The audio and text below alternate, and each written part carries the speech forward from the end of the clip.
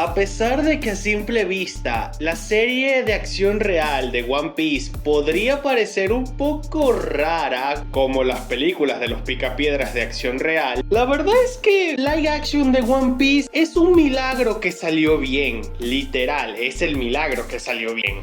Y a ver, hay que ser honesto, el live action de One Piece no es perfecto, y más considerando que hay muchas cosas que en el live action se ven medio raras a diferencia del manga o el anime, pero son mundos diferentes, arte, y supongo que dentro de lo que cabe, dentro de todo lo que cabe, literalmente hicieron un milagro. El live action no es perfecto, pero es increíblemente maravilloso dentro de lo imperfecto que es. Creo que eso es lo que lo hace especial, porque es bueno, la adaptación es buena, no es perfecta, pero tiene ese espíritu de yo no sé cuá, algo que te dice me gusta, es medio raro pero me encanta. Y yo creo que eso se debe a que supieron plasmar en acción real de manera lógica y coherente el espíritu del manga, lo cual no es para nada fácil. Incluso cuando se trata de historias serias, pasarlas de un libro o de un cómic a la adaptación, ya sea animada o acción real, es difícil de adaptar porque siempre tienen que haber cambios, cosas así, porque estamos hablando de una adaptación. Hay que hacer algunos cambios, hay que hacer algunos ajustes, hay que rellenar espacios vacíos que existen en los mangas, porque de una viñeta a otra hay un pequeño vacío que se tiene que rellenar. Como el mejor ejemplo de una historia con diferentes adaptaciones, tenemos la historia de los X-Men Días del Futuro Pasado. De esta historia existen 4 versiones. Primero tenemos el cómic, la versión original, después la versión de la serie de los 90, tenemos otra versión que es toda la serie de Wolverine y los X-Men, por último la película del 2014. La misma historia, diferentes maneras de mostrarla. Pero el live action de One Piece es bueno, dentro de todo lo que cabe, tiene guiños, tiene referencias. El live action hace cosas que el anime hizo al principio de manera diferente, y es que el live action aprovecha todo el recorrido que ya existe tanto en el manga como en el anime. Aprovecha todo eso y mete referencias, o te habla de cosas o te muestra cosas que van a aparecer más adelante. No te dice explícitamente qué son, para qué son, o si esto va a tener alguna repercusión más adelante o va a tener una continuación, pero el hecho es que como el anime y el manga tienen que jugársela a ser misteriosos, ¿cómo decirlo? Tienen que meter huevos de Pascua para utilizarlos más adelante. El live action no solamente utiliza la fórmula de utilizar huevos de Pascua, te muestra cosas que los espectadores que llevamos años viendo One Piece ya conocemos. Te lanza pequeñas cosas que más adelante tienen todo el sentido del mundo, tienen más explicación, pero simplemente es como que te lanzan un hueso, te dicen esto está pasando aquí, pero más adelante tú sabes que es algo que pasa después. No es del todo malo. El live action tiene que jugársela a la seguro, tiene que no solamente apostar al público nuevo, tiene que también enganchar a los veteranos, y no puedes enganchar a los veteranos contándole la misma historia, con los mismos secretos, con las mismas interpretaciones, o dejar todo, ¿cómo decirlo?, de manera ambigua a la interpretación de más adelante. Un ejemplo claro es lo que pasó con los Cabos Gemelos y la Boom. Desde hace muchos años se sabía que la Boom estaba esperando una tripulación. No es hasta que llegamos a Thriller Bark donde nos dicen quién fue esta tripulación. El live action se toma ciertas libertades, mostrándote a los piratas Rumba de manera bastante explícita y mostrándote a este personajito que están viendo aquí en pantalla. Pero a pesar de que te muestran el flashback de la Boom y los piratas Rumba completo, aquí no te dicen quién es este sujeto ni la importancia que va a tener, y eso es lo que importa, ya que te están dejando la sorpresa para más adelante. Te lo muestran pero no te dicen si va a ser importante o si lo volveremos a ver. Otro ejemplo sería la historia de la madre de Sanji que le cuenta a Nami. Nosotros sabemos la historia de la madre de Sanji que se cuenta en Whole Cake, pero Sanji únicamente cuenta parte de su madre. No menciona menciona el Germa, no menciona a sus hermanos, no menciona a Yukje, no menciona nada de eso, solamente habla de él con su madre y la relación que tenían. No menciona nada que tenga que ver con el Germa, y eso está bien porque se están guardando la parte del Germa para cuando llegue el momento. Otra cosa sería el agregar a Bartolomeo en Logueton. Sabemos que Bartolomeo estuvo ahí, se nos dijo que estuvo presente en Dressrosa, pero el live action te lo muestra, y no solamente es que te lo muestra, te lo pone a interactuar con Luffy y hace de una manera mucho mejor la razón del por qué este sujeto empezó a ser fan de Luffy. Interactuó con él, habló con él, se llevó bien con él, y al final, cuando vio el momento en el patíbulo cuando iba a ser ejecutado por Buggy, simplemente quedó todo aún más completo, porque Bartolomeo estuvo ahí pero nunca lo vimos originalmente. Aquí te lo muestran y te dejan con la incógnita de que tal vez va a volver. El live action no es perfecto, pero es maravilloso. Las referencias son necesarias. Una cosa que desde que salió la primera temporada muchos medios critican es el hecho que el live action tiene demasiadas referencias hacia el futuro, personajes y diferentes cosas que pasan. Pero a ver, esto tiene que ser necesario. Tienen que plantear cosas de una vez que van a pasar más adelante. Muchos tienen la extraña creencia de que Oda tenía todo planeado, lo cual no es cierto y se puede demostrar releyendo todo desde el principio. Oda ha improvisado conforme a la marcha desde el inicio. Nada más tenía planeado el inicio y el final, y todo el medio va improvisando conforme a la marcha. ¿Y qué es lo que hace live action? No te juega al misterio. Él te va mostrando diferentes cameos en pósters, en el ambiente. Te va preparando para situaciones y cosas que pasan más adelante, algo que no pasa ni en el manga ni en el anime, porque en ambas situaciones pasan cosas sin previo aviso, sin preparación, o si tan siquiera,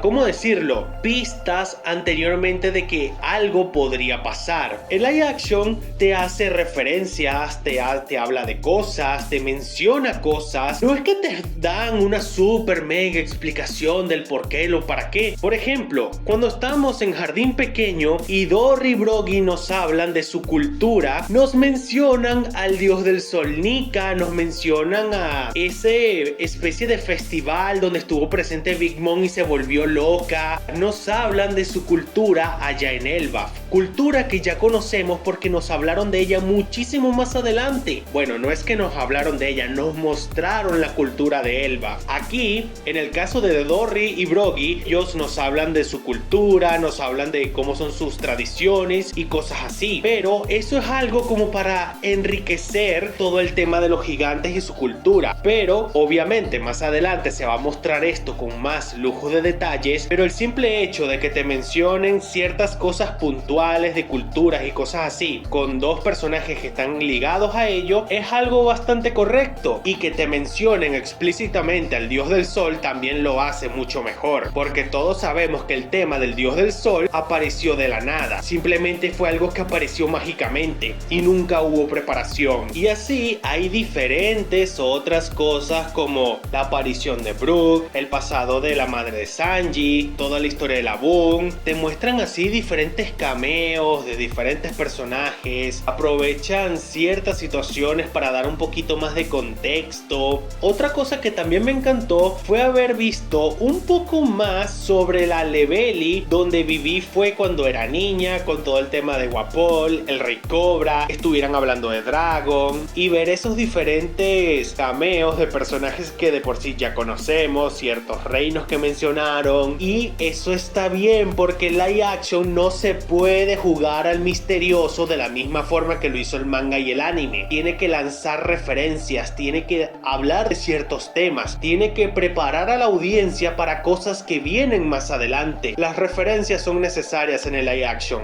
Los Mugiwara. A ver, una de las cosas más difíciles que tenía este live action era pasar, o mejor dicho, adaptar las personalidades extrañas y extravagantes de los protagonistas. Empecemos con Luffy. Creo que este era uno de los 3 personajes más difíciles de adaptar, porque Luffy es un caso de estudio definitivamente hablando, pero los de live action hicieron lo más correcto dentro de lo que cabe. Utilizaron a las versiones más lógicas y coherentes de Luffy. El Luffy inteligente que vemos una vez cada 50 capítulos, el Luffy que es maduro, el Luffy que es sensato y que de por sí ya existe, pero que está escondido sobre gruesas capas de malas decisiones, de impulsividad, de momentos humillantes y cosas así. Bueno, comedia japonesa, ¿qué se puede hacer? Luffy era sin duda uno de los personajes más difíciles de adaptar cuando hablamos de su personalidad, pero dentro de lo que cabe, lo hicieron bien. Sí tiene la esencia de Luffy, no es exagerado ni tampoco tiene el nivel de idiotez que tiene en el manga o en el anime, pero dentro de lo que cabe está bien.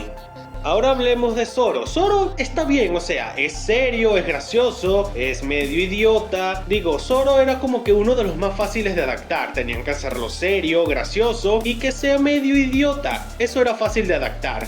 Sanji. Este era otro que era difícil de adaptar hasta cierto punto, porque Sanji es un personaje serio y fácil de adaptar cuando hablamos de su personalidad normal, pero cuando hablamos de sus gustos por las mujeres todo cambia, porque el tipo se vuelve un sim, habla de cosas raras, dice que va a sacrificar a sus propios amigos nada más para salvar a Nami, pero en el live action hicieron a Sanji alguien más consciente que tiene amigos, no solamente vive pendiente de Nami 24/7, no es ese tipo que da cringe, que empieza a girar y dar vueltas solamente para halagar a una mujer, sino que el tipo es galante y cosas así, como que un galán de bar, algo así. Usopp, el mejor personaje adaptado de todos los Mugiwaras. Digo, pasaron al Usopp, la mejor versión que tenía, o sea, el Usopp que vemos en Sabaody más o menos, y lo adaptaron aquí en el live action. Y la verdad es que Usopp es posiblemente el personaje mejor adaptado de todos del anime a live action. Está muy bien, digo, es valiente, es cobarde, quiere ser un guerrero del mar, pero sus miedos se apoderan de él. Usopp, a pesar de que trata de correr, hay algo en su interior que no lo deja hacerlo. Está muy bien adaptado Usopp. Chopper, otro que era fácil de adaptar. Chopper en sus primeras versiones, o sea, el Chopper que vimos desde la isla de Drum hasta Sabaody, era fácil de adaptar. Era un Chopper con una personalidad coherente, maduro y que, a pesar de ser medio niño, actuaba como un chico de 15 años. Chopper está bien adaptado porque era fácil de adaptar. Sus primeras versiones, obviamente. Vivi, otra que está bien adaptada. Al principio, como a todos, se me pareció medio raro de que Vivi fuera interpretada por una chica afroamericana, pero después me puse a pensar, técnicamente hablando, la Vivi original del manga y el anime debería tener un tono bronceado, considerando el lugar donde ella vive. A ver, yo no estoy diciendo que sea negra, lo que digo es que debería estar bronceada, algo que no es así. Pero la adaptación de Vivi está muy bien, es la misma chica empática, súper patriota, que ama su país, que quiere salvarlo, que es una chica que hace todo para ayudar a sus amigos, que lo da todo para ayudar a su país, y está muy bien. Es la misma chica empática, cariñosa, súper patriota. Está bien. Vivi era otro personaje que era fácil de adaptar. Ahora hablemos del último personaje que sin duda alguna era el más difícil de todos, Nami. A ver, ¿cómo digo esto? La personalidad de Nami es inconsistente si hablamos del manga y el anime. Es una chica malhumorada, gruñona, gritona, violenta y que por todo reacciona con golpes. Haber hecho esto en el live action, aparte que hubiese sido un cringe tremendo, esto era algo imposible de adaptar. No se podían pegar a la personalidad loca, gruñona y violenta de Nami. Tenían que buscar otra alternativa. ¿Cuál otra alternativa había? Cambiarle la personalidad de manera parcial. Es decir, quitarle todas esas facetas malhumoradas, gruñonas, violentas y rabiosas que tiene, quitarle la cobardía también y utilizar las mejores versiones de Nami. La Nami que es aguerrida, la Nami que es inteligente, inteligente, audaz, una guerrera con todas las letras y que no es una cobarde sin gracia que en todo momento se pone a llorar y a berrear, porque esto es un problema de Nami. Muchos la aman porque es una mujer gruñona, gritona y que se la pasa golpeando a todos, menos a Robin porque le tiene miedo. Adaptar a Nami sin duda alguna a uno de los desafíos más grandes que tenía en live action. Es alguien con una personalidad inconsistente, por lo tanto agarraron las mejores versiones de Nami, que es la Nami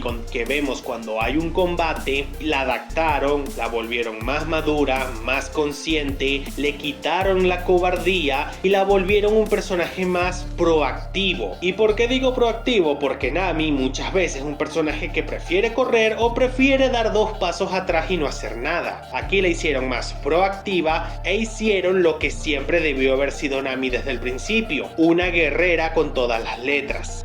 Y ya con el resto de personajes secundarios están bien, no hay nada que quejarse, algunos están bien adaptados como Smoker, no hay mucho que decir con los personajes secundarios, todos tienen sus pros y sus contras y sus personalidades están dentro de lo que cabe bien adaptadas.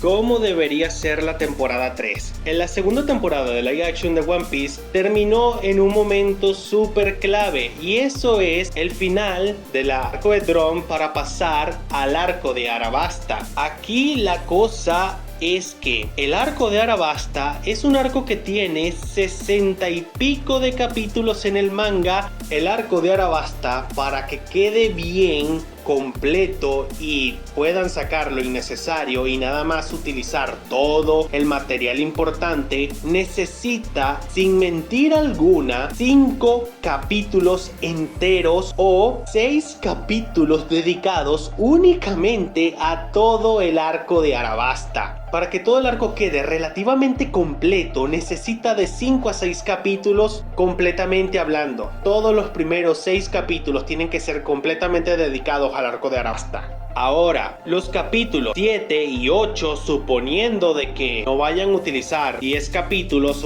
y vayan a seguir utilizando 8 capítulos por temporada, vamos a basarnos en esto. Los primeros 6 capítulos tienen que ser dedicados completamente a Arabasta, eso está claro. Los últimos 2 capítulos tienen que ser dedicados al arco de Haya, a la reunión de los Ichibukais y al inicio del viaje hacia la Isla del Cielo. Es decir, el arco de Haya, el problema con Bellamy, la historia de Norland, Cricket, los piratas mono, todo eso tiene que pasar en el capítulo 7 y 8 de live action, técnicamente hablando.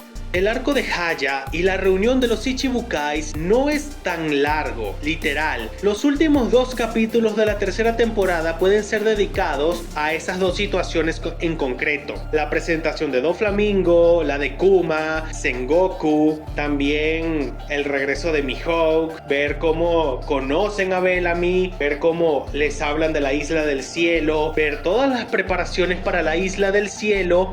La temporada debería terminar cuando los Mugiwaras parten rumbo a la explosión esa de agua que los llevará a la Isla del Cielo. La temporada debe terminar en el momento en el que el Going Merry va subiendo por la corriente esa que llega hasta el cielo. Ahí justamente tiene que terminar la temporada, en el momento en el que van subiendo a la Isla del Cielo, para que la temporada quede como con un cliffhanger para la cuarta temporada, donde los primeros 5 o 6 capítulos serían dedicados a Skypiea y después dedicarle un capítulo al arco de Foxy y el último capítulo rumbo a Water 7, técnicamente hablando. Dentro de lo que cabe, o al menos así es como yo lo veo, sería la forma más coherente. 6 capítulos para Arabasta, 2 capítulos para Haya y la reunión de los Ichibukais, terminar subiendo Skypiea para que en la cuarta temporada tengamos 6 capítulos en Skypiea, un capítulo con Foxy, un capítulo con Aokiji y terminar rumbo Water 7. Creo que sería lo más lógico que podrían hacer. Muy bien, hasta aquí el video de hoy. Si te gustó, dale like, suscríbete, deja un comentario, recomiéndame qué clase de videos te gustaría ver y nos estaremos viendo en un próximo video.